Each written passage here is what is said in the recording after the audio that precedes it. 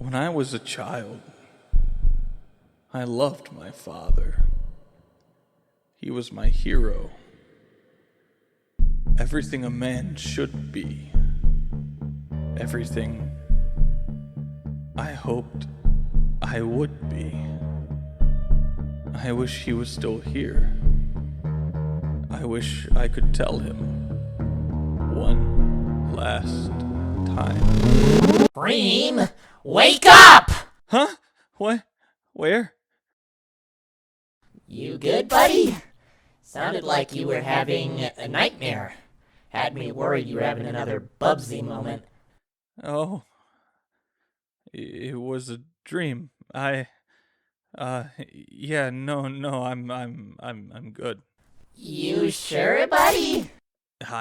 Yeah, just look, I need a minute, okay? I'm gonna take a walk and clear my head. I'll be right back.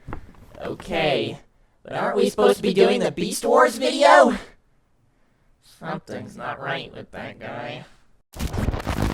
Fuck, man!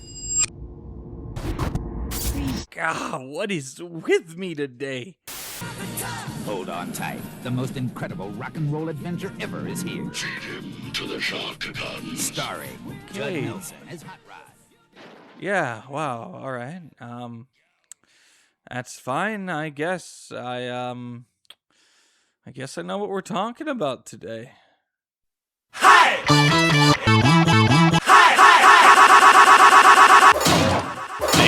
Work.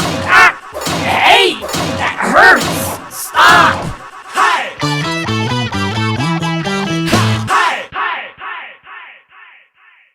Autobots, roll out. Oh, my back. I threw out my back. Jesus, dude, what has gotten into you? I remembered something important, and sorry, it's just, Remembered what? How to be an asshole? no, sorry, I just, You're not doing so hot right now, are ya? If you need more time on the video, I can give you another week. But that's about the limit. time? I don't have time, Charmy, not for what I need to do. What do you mean you don't have time? You gonna die or something? Cause I'm gonna be honest, I am not moving into that warehouse. No, I'm not dying.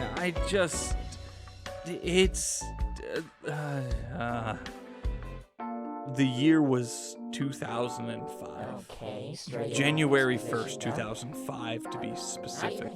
The ball had just dropped and my dad looked excited, like oddly excited, like wouldn't let me go to sleep level excited. He dragged me to the VCR and he put a movie into it and my life changed forever. The Transformers, the movie from 1986, is a film with a lot of moving parts. This was sort of a genesis event for me in terms of both my love of Transformers and the foundation of what would become a core memory. You see, every fucking Friday, my dad and I, we watched this movie. We did it so often that the VHS tape that we watched it on wore out. And then we bought another. And then when that one wore out, we waited till a DVD version of the movie came out, and we used that instead. I think with this context, it's fairly clear that this movie is extremely important to me. Not just from a content standpoint, but from a level of association with my father. So if I'm going to talk to you about this movie, I need to get it right. Wait. I thought we were gonna do the Beast Wars episode today. We'll do that later, okay?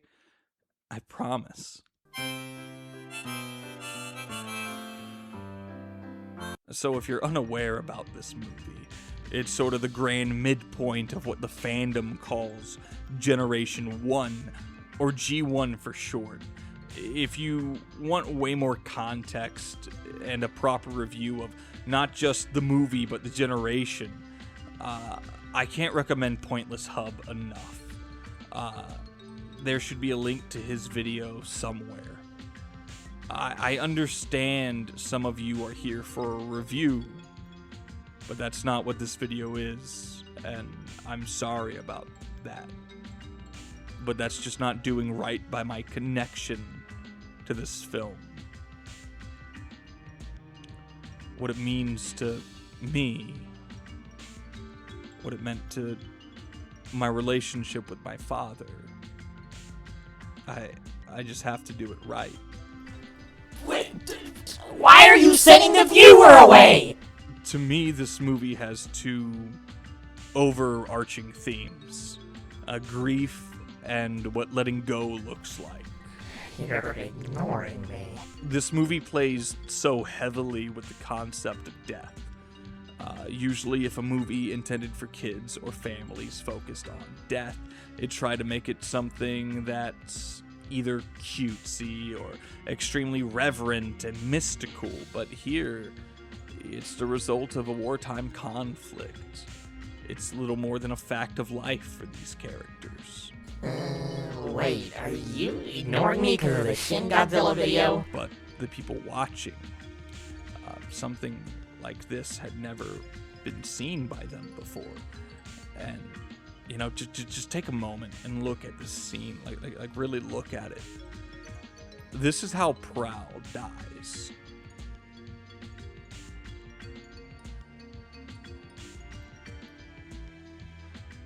It almost looks like his life is flashing before his eyes in his last moment.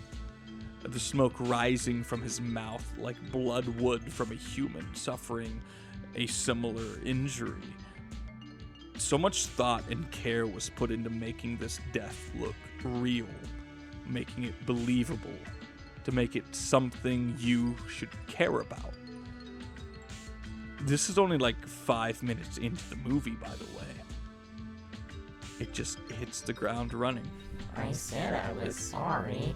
Deaths like this are common for the first quarter of the movie. After that, it very much shifts focus to moving on from grief, but I don't want to talk about that yet. Cream. I don't want to. I can't. It's been 6 goddamn years, and I can't talk about this movie without feeling like it just happened. Without feeling like I can still call him. Hey, it's okay. We don't have to talk about the movie. It's your video. No, I do. I have to. But what if, finishing this video means it's all gone? What if closure means he's gone and all the pain and heartache meant nothing?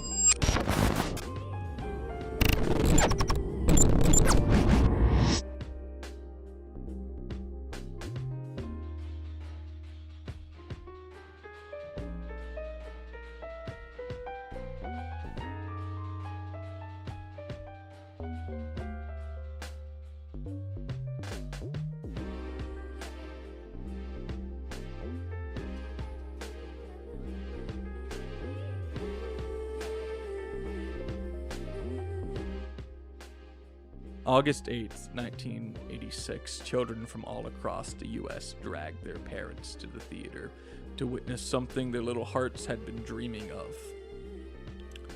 Transformers on the silver screen.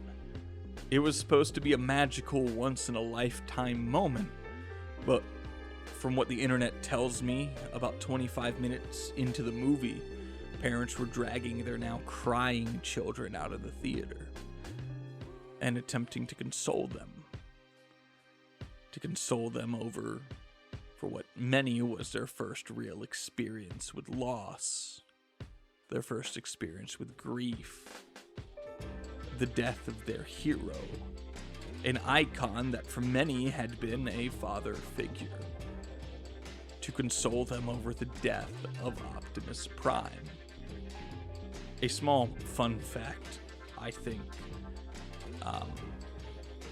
I think it's this moment that changed the way movies are made for kids and families, and how they treat death, especially the death of a major character. You really think this movie caused that? Like, it couldn't have been that bad. Yeah, considering Hasbro changed the events of the G.I. Joe movie, it had immediate backlash on the industry. It was made very apparent the killing off of main characters in this fashion in a show meant for kids was not very popular. Well, how did he die? He did what he always does. He fought Megatron. It was brutal. It was epic. It was evenly matched. Then, due to some dumb fuck kid named Hot Rod, he died. Sure, he stopped Megatron, but he didn't pull through. The next scene was him sitting on a hospital bed, passing on the matrix of leadership and telling the audience, do not grieve, before his body lost all color, and his head slowly falls to the side. Oh, that's, okay, that's kind of dark, yeah. Yeah, I think the color fading was meant to represent the loss of hope in that moment. To really drive home the idea that the rest of the cast would need to work together to find a way forward. It's really realistic in that sense, because when the most important person in your world dies, it's almost like that color fades. It's hard to step forward. It's easy to get lost in that grief. You're not talking about the robot anymore, are you? I remember that phone call. I was in school, learning to be a welder just like him. I was weeks away from taking that exam, so I could be like him. When I answered my phone, it wasn't his voice, it was my stepmom. And she said, "I'm sorry. He's gone. He wanted you to know he's proud of you. He wanted you to know he loved you." I had only found out he was in the ICU a day before, and I was told by my sister. It was a shell shock, one right after the other. Kareem, you don't have to talk about this while the camera's rolling. If he was proud of me, why didn't he say it? Say what? Why didn't he tell me before he died? Hey, bud, calm down. I tried so hard. So fucking hard. Did he ever even see it? Did he even see? Did he fucking care? Did he understand that I left home at 16 and was homeless just to prove I was man enough to earn his pride? Did he know I became so depressed trying to live the life he wanted from me that I wanted to just give up? But I didn't. I fucking didn't, because I loved him, and I just wanted to hear him say it. Why did it come from her? Why couldn't he tell me himself? He had the chance. He had so many chances, and he never... Should I have asked him? Should I have... Fuck! Buddy, breathe, man. It's okay. You're okay. I'm gonna turn off the recording. I think you need a break. Don't. Please. I want to be myself, but I don't think I can. Not holding on to this, not holding on to this ghost of expectations. I'm not sure I do understand. In the Bubsy video, you said you liked yourself. You even used your dad's words as a form of encouragement to yourself for these videos. And now you expect me to believe you're ashamed of yourself because of some expectations that you think your dad had? Either you lied to me then, or you're lying to yourself right now. So which is it? I don't know. Come on. Don't give me that crap. You know the answer, you just don't want to say it. I'm lying to myself. Why? Because it's easier than moving on. Like in the movie, Hot Rod, after getting primed killed, seems more hot-headed than before. It's subtle, really subtle, but it's almost like he's trying to prove himself.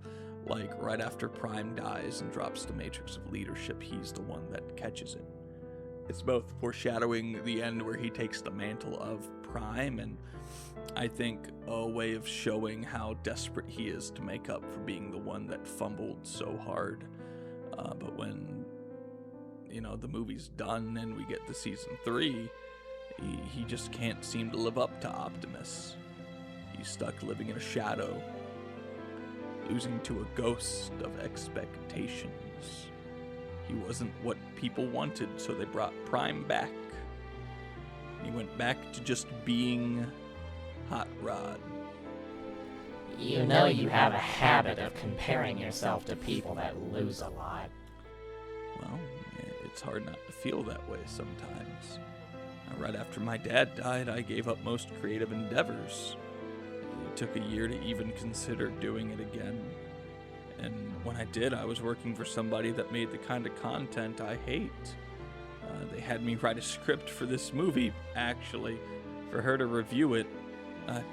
During that whole process, I sort of checked out mentally, but it's kind of what pushed me to make content again.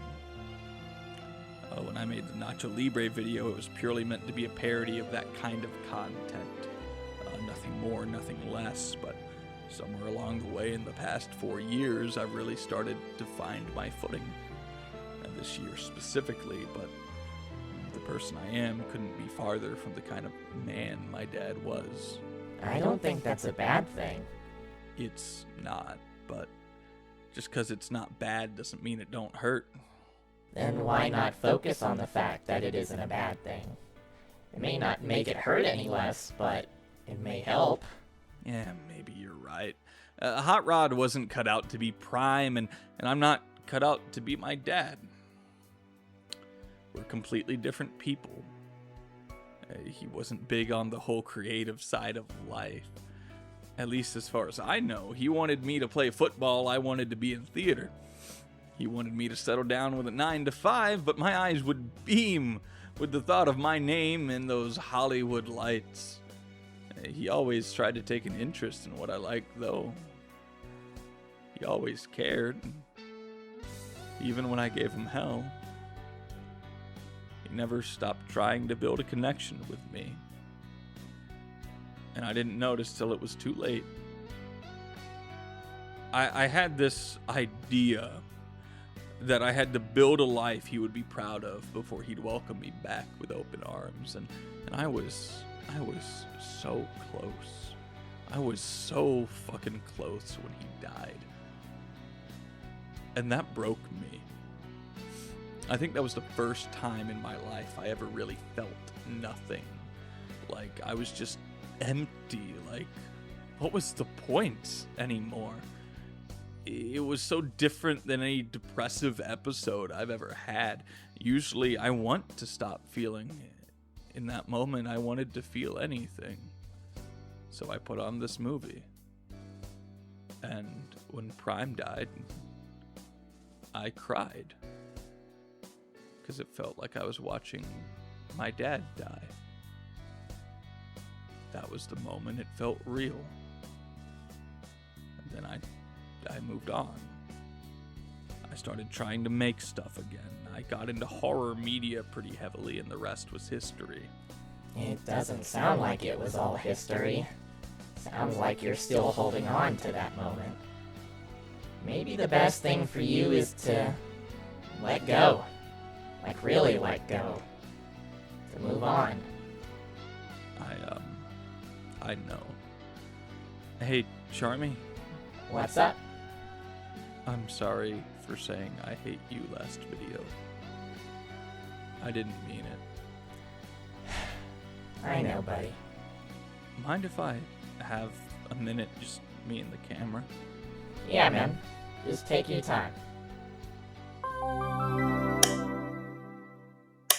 Hey, so this is dumb.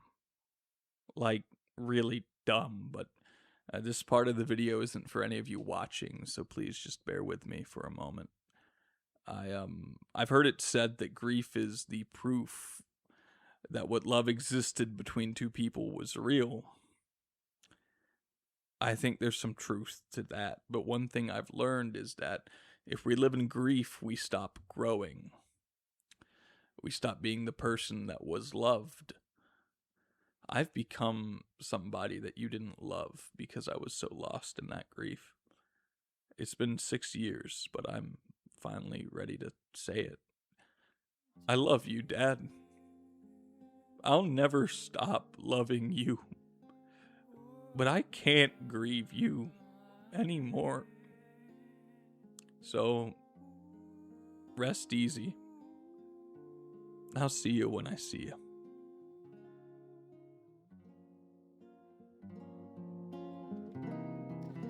Come to me, this is not the end of the world. And come to me, can't you see the cells unfold? Come to me, now you stand beyond the fear.